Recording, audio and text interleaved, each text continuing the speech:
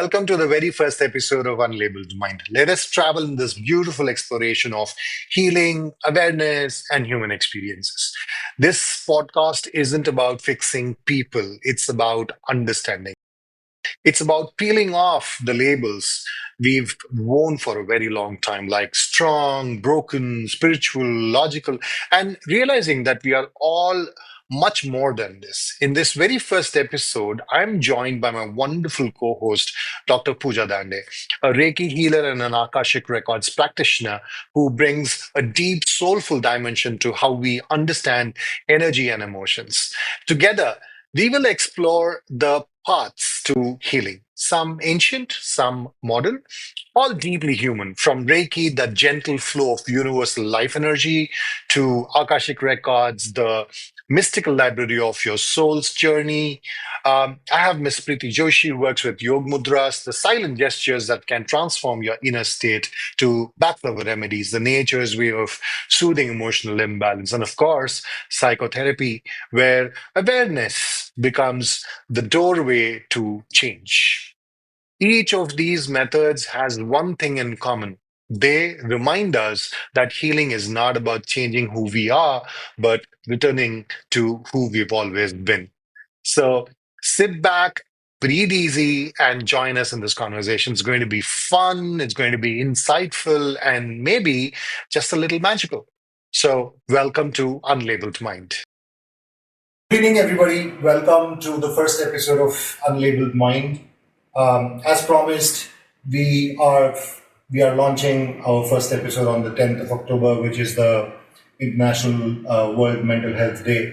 And on this day, we wanted to introduce this concept of unlabeled mind primarily because it is quite difficult for a lot of people to live with, labels that are given to them in their life. So our endeavor, is to unlabel those labels, so to say. So I would like to introduce my co-host, Dr. Puja Dhande, who's professionally an occupational therapist, but she also practices alternative therapies. She's into Reiki and Akashic Records. And to my extreme right, I have Miss Priti Joshi. She is a counselor by profession, works with organizations. And I'm Dr. Vivek, and I'm a practitioner of neuro-linguistic programming, Gestalt psychology, and cognitive behavioral therapy, besides sound healing. So today we would like to primarily focus on introducing one of us and also the expertise that we carry. What do we do? How do we, work with our clients or patients, as we call them, and what kind of specializations we implement with each of these patients depending on the cases, etc. So let's begin with Preeti first. So tell all of us what you do, how long have you been doing? Yes, sure. So thank you, Ved, for having me on the show, and thank you all of you for tuning in. I'm Preeti. I'm someone who's really interested in knowing how the mind and body works and how we heal, right? Not but more natural and holistic ways of healing. So my entire focus and my passion is all about how one heal naturally, right? So here I would like to share my personal story, right? So it's a personal journey for me because that will give you perspective about what I do and why I do what I do. Counseling के background हम सबको है, right? So I've been doing a lot of therapy on myself, self-healing practices I was doing, all those things like, writing diaries, journaling, and what you say, expressing your emotions, thought, anger, talking to some friend, venting it out, pillow fights, and all that. So you basically started to learn for self. For self, yes, and I have seen amazing results on myself. So मुझे लगा कि why not try it on clients, on my family. So Nice.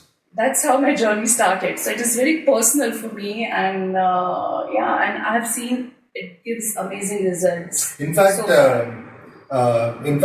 I think for people to become healers or to practice alternative therapy, I feel it is a calling. What do you think? How did your journey occur? I could relate a lot with Preeti today, and a lot of what you just said, like totally what you just said. It's like a calling, because my major profession is being a therapist, healing children, because I treat children with different needs, most of them being autistic and a lot of other developmental differences.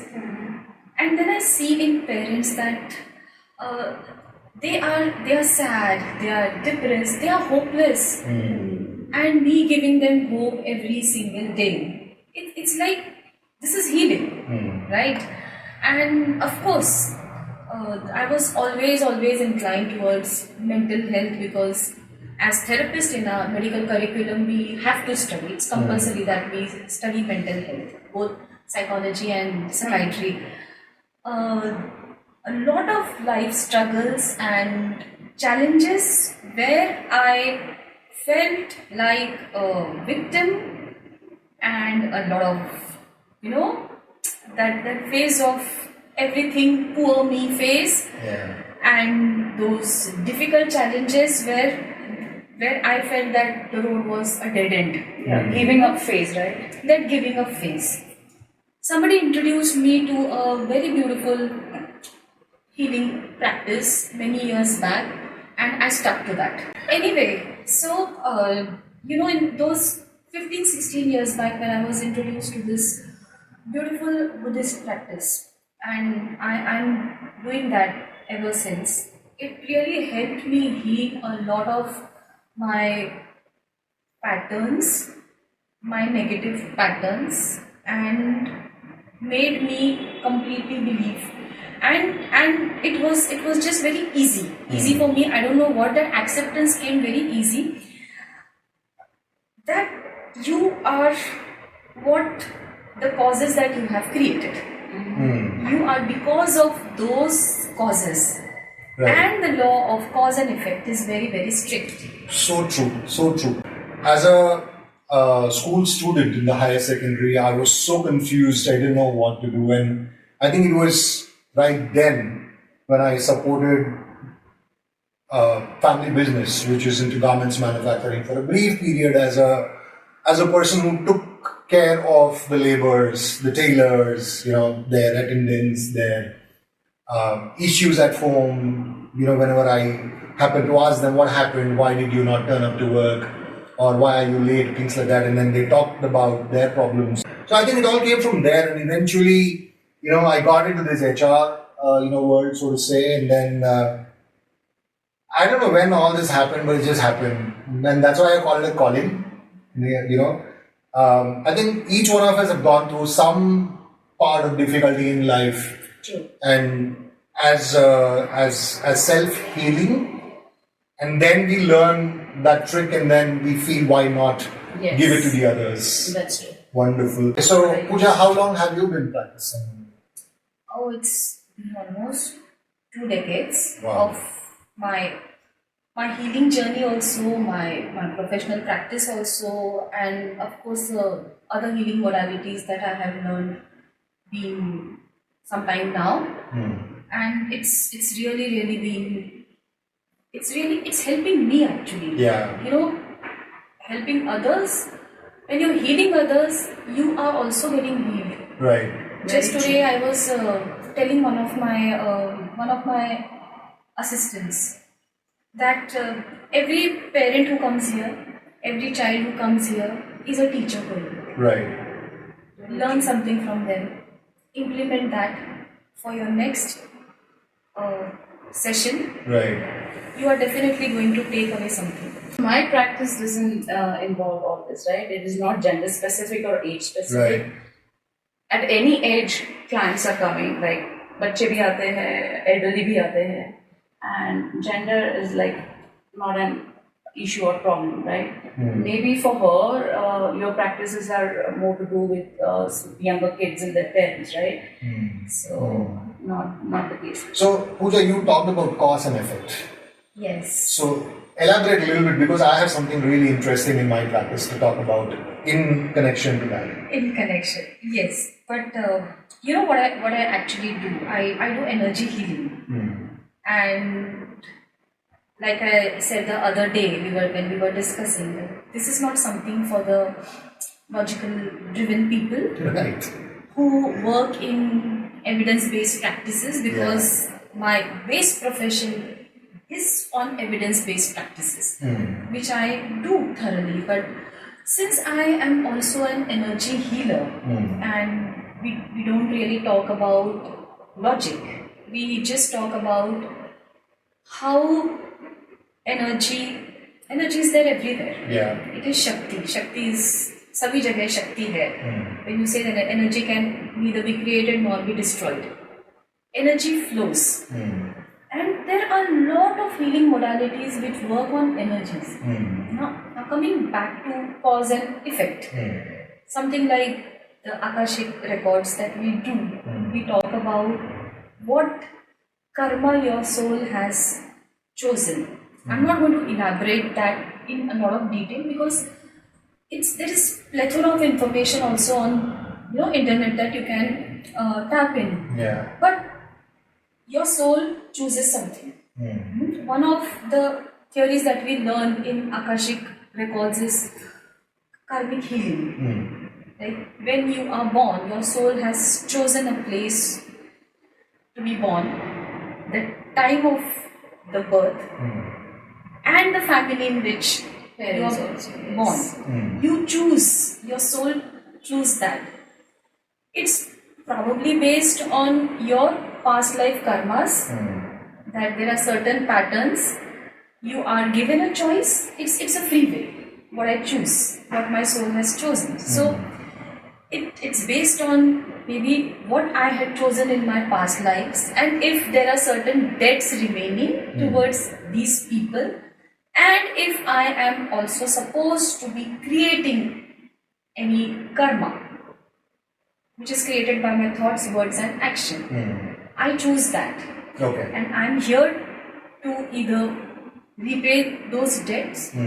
Those can be debts of gratitude, those can be debts that had been loaded on my soul, and I need to, maybe I might choose a tough path. Right. Life of poverty, challenges, relationship crisis, health crisis, financial crisis, everything. Okay, yeah.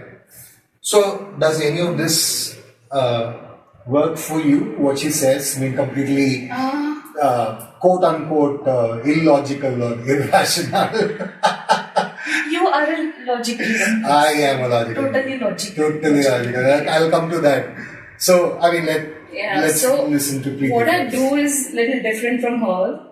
On the similar lines, but not to do with souls and all, but I've learned Yog and Mudras, and I practice them. I also learned Bach Flower Remedies, which works on emotions, human emotions, okay? So it is not completely scientific, or it is not completely illogical. It is somewhere in between, okay? So there are evidences now coming up, studies are going on, and you can Google it, you will see plenty of evidences. ये मुद्रा करने से क्या हो रहा है, और Bach Flower Remedy लेने से healing हो रहा है या नहीं हो रहा है. So it's like evolving now.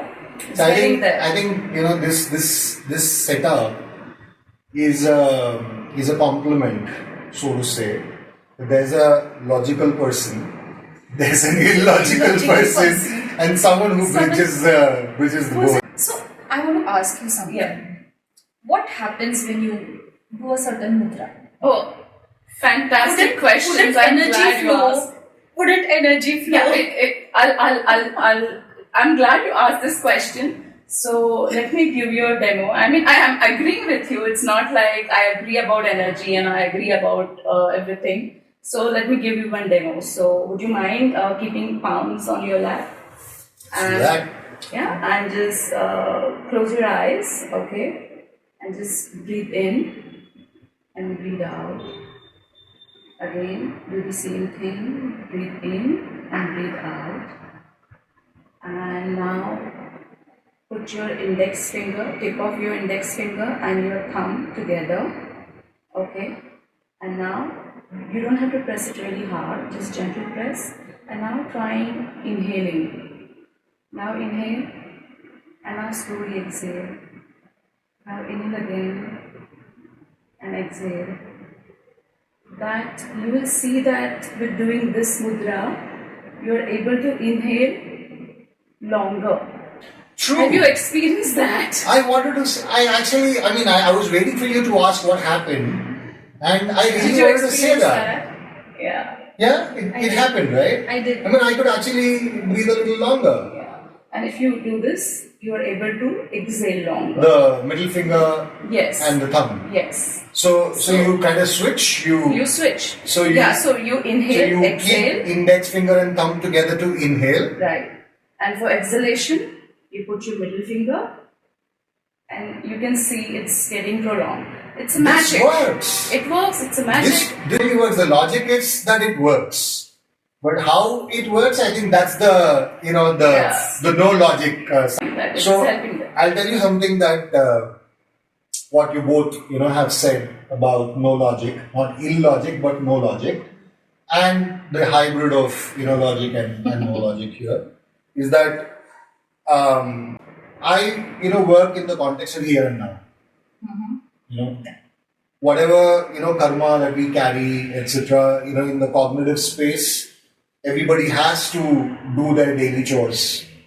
Wake up in the morning, take care of themselves, kids, go to work, come back, and again get back to the household chore. But during this phase, there are many characters or personalities that they disguise into. At home, sometimes the mother is not the mother because they're teaching the children. So at times they become the father. At times they become, a warrior, fighting for them. Sometimes even basically shifting the roles, right? But my work, taking lead from what you said, the cause and effect thing, I go one more layer beneath, so to say, and check what the trigger is.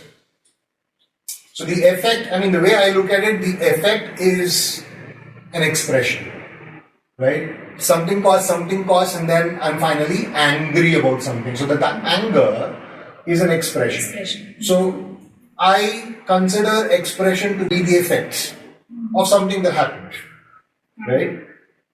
Whatever happened that caused the effect, which is the anger, there has to be some trigger point. It's like the spark plug, in a vehicle. life events. Could be life events, could be something like a transition, that happened, could be, life events like a loss, so to say, or something that happened to, them during, their childhood or adolescence. So I try to figure out what the trigger point is. And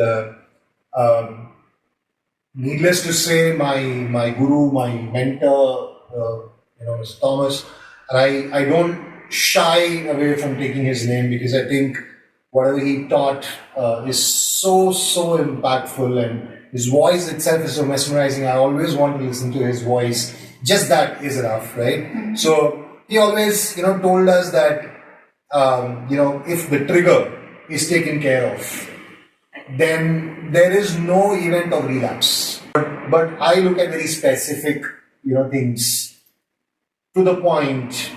So sometimes the trigger may be a preceding event of that expression, from where that expression has come. And sometimes, the trigger could also be somewhere back in your subconscious, or somewhere coming also from your Beyond the subconscious. Soul, beyond that, or your past lives. Because we do believe, at least I believe, in past lives. I believe that we are existing here from time without beginning. Your soul has crossed many journeys, and something like DNA. I take DNA from my parents. My parents have taken from their ancestors and their ancestors and their ancestors. Certain patterns are flowing in me. Right. And this time I chose these parents, I chose their DNA, and I may have certain patterns reflecting their behaviors in me, and some may also come from those past where events could have been traumatic, could not have been very good, could have been whatever. So, and these healing practices, there are a lot of healing practices, every practice has its own process, can also help remove these triggers. Like one mother once, she approached me and she asked me why these certain people are there in my environment. I cannot access their records, but through her soul, I can access those patterns or presence of those people. So she was asking me about something, and I could see in my state of meditation. I have to be in my meditative state, and I could see a boy. I could see a boy, a gentle boy in a very nice surrounding and just playing gently. The boy had a big head. And I did not know. She had only 2 daughters. Now they are grown up. And this lady is in her 50s. I knew that she had 2 daughters. I didn't know anything else about her personal life. And then I said that I can see in my meditative state, I said I can see a boy, he has a big head. And he's gentle, he's playing, he's just playing around and he's calm and quiet. And so then she tells me that before the birth of her second daughter, she had to abort this child medically because he had hydrocephalus. Wow.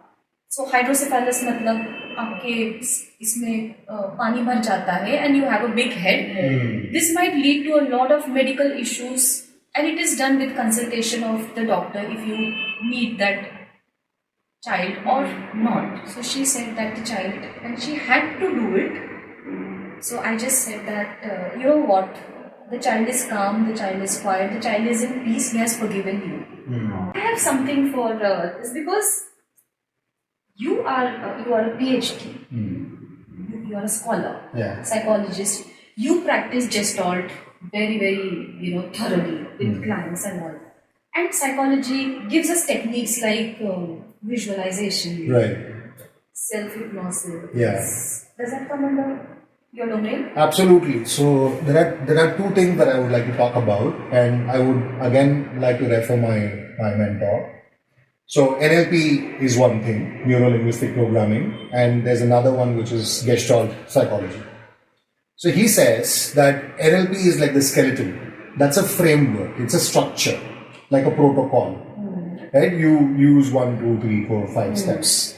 Gestalt is the mass on top of the skeleton. So it's like, a combination of Gestalt and NLP. Talk about hypnosis, so hypnotherapy. Talk about visualization or storytelling. Talk about breath work, like you do in yoga. Also, trying to go back and, look at some part of the life, etc. So that's all part of Gestalt. So during my learning phase, I got introduced to all of these things, and holistically, it is Gestalt. When we break it down, there's like visualization, there's a role play that happens, there's breath work, there's a platter of things, modalities. Connect this with meditation. Yes, totally. We can connect that with meditation. Visualization, meditation. In spiritual practices, we have meditation. In these practices, you have visualization, mindfulness, breath work. Right. A trance state. So, Vivek, you can't say that you're a totally logical person and you need scientific evidences, right? Because you've been using many practices like what we have been using. Certainly, but the problem that we address is more logical than karma and the past life, or what are we carrying, why is something happening to you. As you said, you'll have to live through that phase of life. For example, someone who's an alcoholic, right? We work more on the daily behavior, daily aspect, daily So living. it's not like symptom based like in what we do in our techniques or healing? It is symptom based, but more related to the context. Context. In this particular situation, how would you want to react to this? How I would see this is like how I am connecting your work and my work, or your work and my work. Yours is more of conscious, Conscious, the yes. conscious mind, and we keep while we are meditating, we keep telling, or while we are reading, we have to tell and pray that I have to let my conscious mind rest. Right. So it's whatever messages we are getting doesn't come from the conscious mind, because then I'm using logic. So even in my practice, we try to dissociate the conscious mind with the subconscious, because some of the limiting beliefs, as we say, is in the cognitive layer, the conscious layer. We believe that this is what it is. 2 days ago, I met a middle-aged man, and he was talking more about how guilt came in and how guilty he feels about certain things. And then I probed a little more. It turned out to be shame and not guilt. So we try to get that clarity in their thought process and try to break their limiting beliefs. Sometimes we don't know what we feel. So my work involves letting people know what they actually are feeling that they are not aware of. So I do my practice in 3 layers. I call it the 3 A's. The first is the awareness. The first A is awareness. So that's completely my work.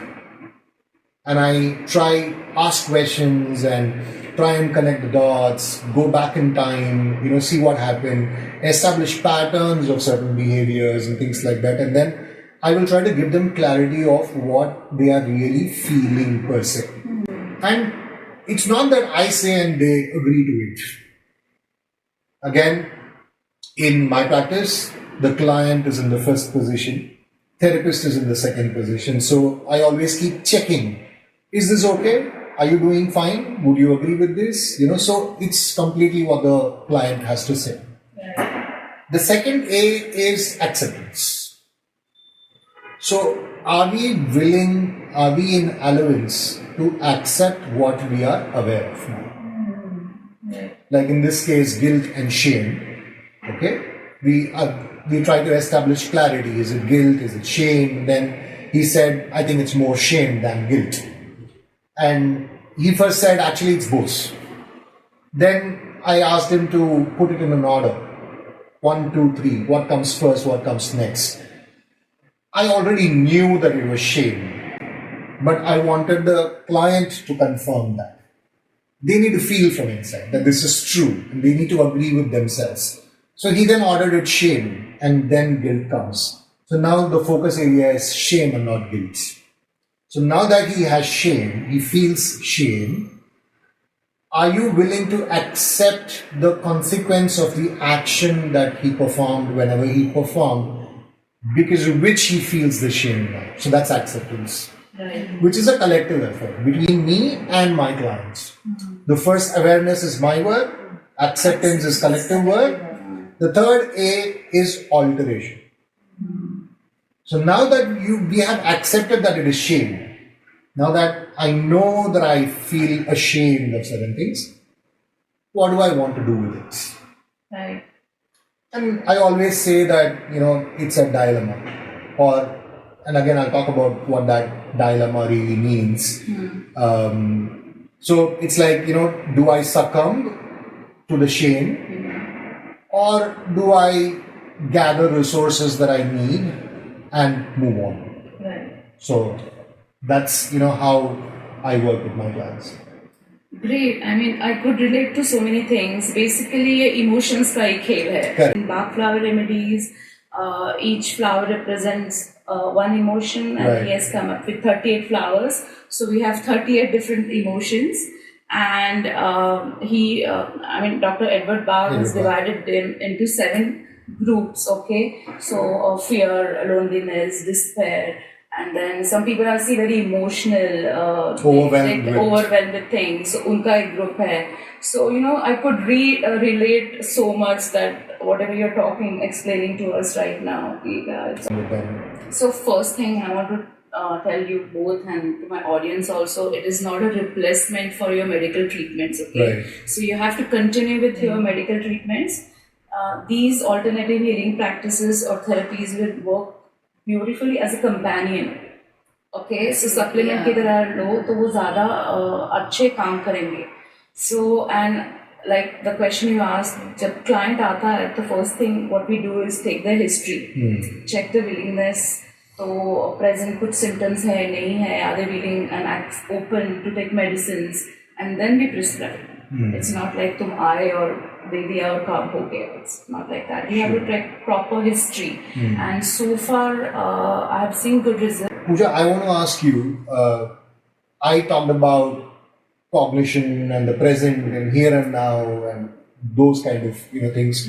While she talked about emotions, which is again related to how anybody feels at this point of time, primarily, and then you prescribe the Bach Flower Remedies. How does this work with your practice?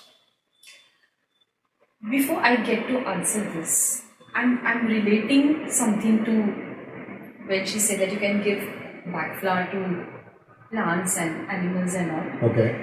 You can actually give Reiki to even non-living things. Oh, really? Yes. Wow.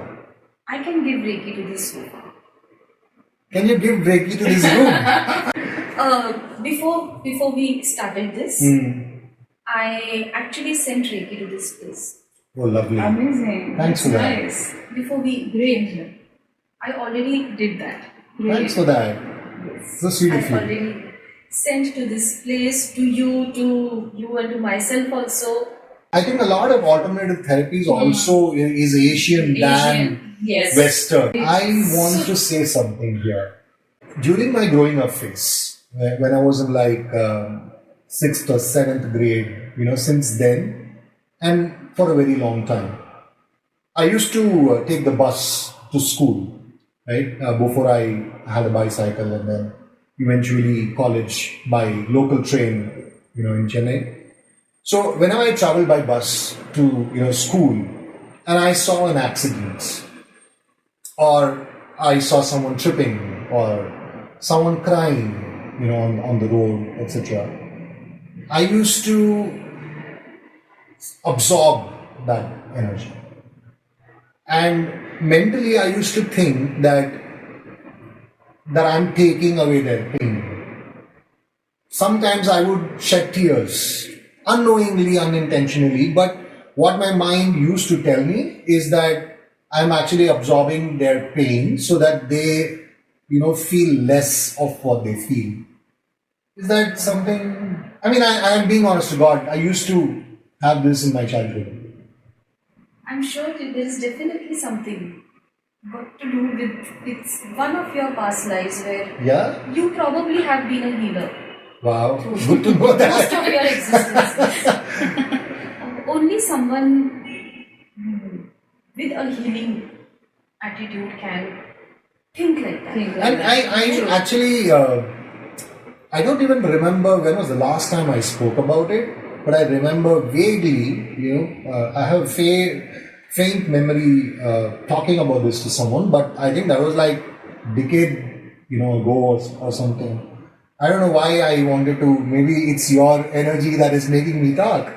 So what we are trying to do here in our first episode is primarily to get you all introduced to alternative therapies. Each one of us practice our own niches, and as Priti works with Bach Flower Remedies, Yoga and Mudras, Dr. Puja works with Reiki and Akashic Records, and I work with NLP and CBT and Gestalt psychology besides hypnotherapy, and different activities like visualization and shiatsu, as well sometimes. So we are trying to bring about awareness of these alternative therapies so that you all know that besides the regular medicines that your doctors, will prescribe, as a complement or as a supplement, you also take these, sessions so that your recovery,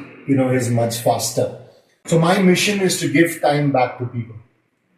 And that's precisely why I also suggested that we call, this podcast Unlabelled, Mind, as you know, that I believe time is a man-made concept, and if we have the intention to make changes in ourselves, like letting go or giving in or forgiving or, whatever it may be, then time has very little to do with it. True. And the change can happen in no time. Yeah. True. So I tell my clients that keep time aside, but take space. And in that space, fill with all the resources that you think you don't have. So that you now feel a little more powerful. There are 2 exercises in Gestalt, not applied with everybody, but it definitely is need-based. One is dancing with the shadows. Okay. The shadow is something that follows us, but doesn't have a life. Interesting. It is just us, but grey or black in color. That's right. Sometimes you can see your shadow, sometimes you can't. And this shadow is, somewhat like a dark space. And it's not dark space. Many people stereotype it, saying that the negative side of a person. I consider dark side to be the most potent, most resourceful, something which is very intimate to me. And I don't want that to be exposed to anybody. So whenever I feel the lows, I go into my dark space, spend some time there, collect the resources that I need to move ahead, and then come back, to the other exercise that I, do with a couple of my clients, again need-based, is the hero's journey. So if we combine the two, dance with the shadow and the hero's journey. So you basically go to your vulnerable spot, which is the dark space. Sorry to interrupt you, but I have no. What is hero's journey? I'm coming to that. So you go into the dark space, right? Feeling vulnerable, feeling weak, feeling low. And the 2 choices you have there is to either just be there and succumb to what is happening to you, or gather the resources that is available, which is very intimate to you and it is only yours, that you can take whatever you want and then come out of the dark space, which is the hero's journey. So you walk out of that vulnerable spot as a hero. Nice. This is very interesting. Yes, it is. So, I tell people that it is okay to feel vulnerable. It's totally okay to feel vulnerable. Yeah, it is. It's not just about that. I'll give you a small example. Let's think about your delicious food, right? That you would live for and die for, right? So I spread that on a huge platter right in front of you. The most favorite food of your life. What will you need? And it's in a big platter, right? What will you need to eat what's there on the platter? Hunger. Some would say, a quarter plate or a cutlery. Different people. Some people even say hunger. Now, let's talk about hunger alone, right? If I kept you hungry for 3 days, you will start feeling weak physically and mentally drained as well. Now, when you eat what's kept in front of you, you will get the energy, right? So, for you to become energized, you first need to become weak. So, that's how I tie, the concept of dancing with the shadow and coming out of the hero's journey. Yeah, I see the logic now. So you go to the vulnerable spot, you figure out what you want to do there, carry the resources, right? So that is why I say that it is okay to feel weak. And when you feel weak, now you decide what you want to do. You want to succumb or you want to carry the resources and come out. Obviously, most people will say, I want to live. I want to be out of what I feel. I want it to feel different. I want to feel great. So, again, when it comes from the patient, it's their intent. Right. It's not driven by, the therapist per se. They take the hero's journey and come out. And that brings us to the end of our first episode of Unlabeled Mind. I hope today's conversation opened a few windows within, maybe helped you pause, reflect, or simply feel a little lighter. Remember, healing isn't a destination, it's a beautiful ongoing dialogue with yourself. If this episode resonated with you, do take a moment to subscribe to our YouTube channel and follow Unlabeled Mind on your favorite podcast platform. Your support helps the space reach more hearts, minds, and more stories waiting to be heard. We have so many fascinating episodes coming up, exploring energy, emotions, and the many ways we can reconnect with who we truly are. So until next time, take care of your mind, be kind to your heart, and remember, you're never just one label. I'm Dr. Vivek S, and this is Unlabelled Mind. Goodbye and see you soon.